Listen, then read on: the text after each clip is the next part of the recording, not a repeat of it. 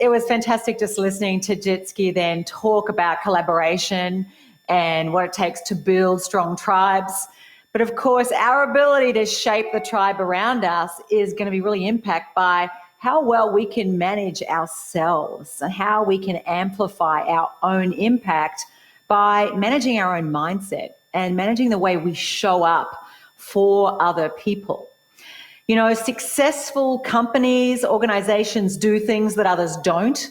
Adobe is out there as an extraordinary organization doing cool things, making a big impact.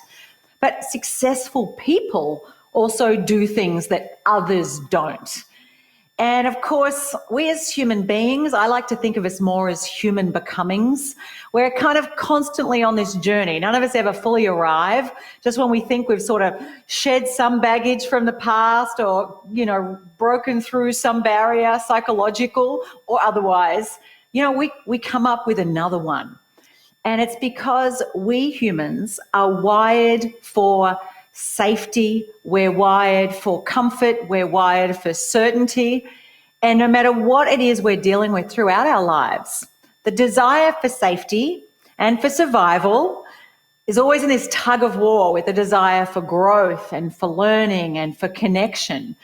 And so just recognizing that lives in you, and it always will live in you. It lives in me, it lives in all of us. That's why sometimes we go, oh, there's something I really want to do, but there's this other part of us that goes, oh my God, I'm terrified to do this. What if I fail? What if I make a fool of myself?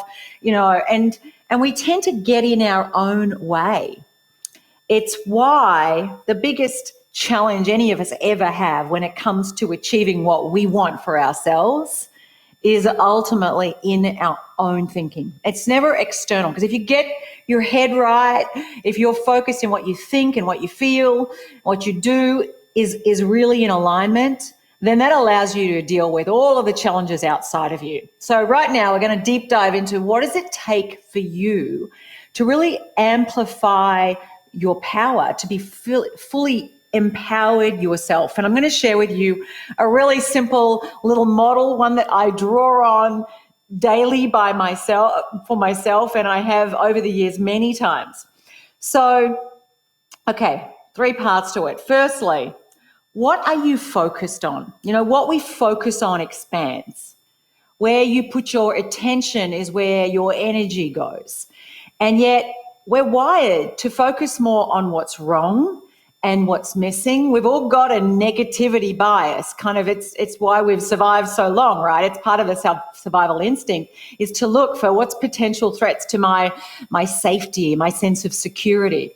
But if you're focused on what's wrong and what you can't do, it actually takes away your energy, your creativity from what you can do.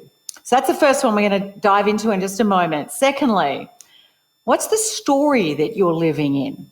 What are the beliefs? What's the mental map you've got about how to get from where you are now to where you want to go? Jitski just talked about tribes having shared stories. Well, all of us live in our own stories, and our stories either expand what's possible for us or they shrink it down. So we're going to kind of get you to just take a step back and go, where am I telling myself a story that's actually limiting the actions that I take, that might be fueling me to feel stressed out or anxious or isolated or disconnected? And what's another story I could tell? And finally, brave action. We're not wired to get out there and put ourselves out there. We're wired to only play it safe. We're wired for caution. We're wired to stick in our comfort zone. And yet you've heard the saying, the magic doesn't happen in our comfort zones. So let's get going and dive into focus.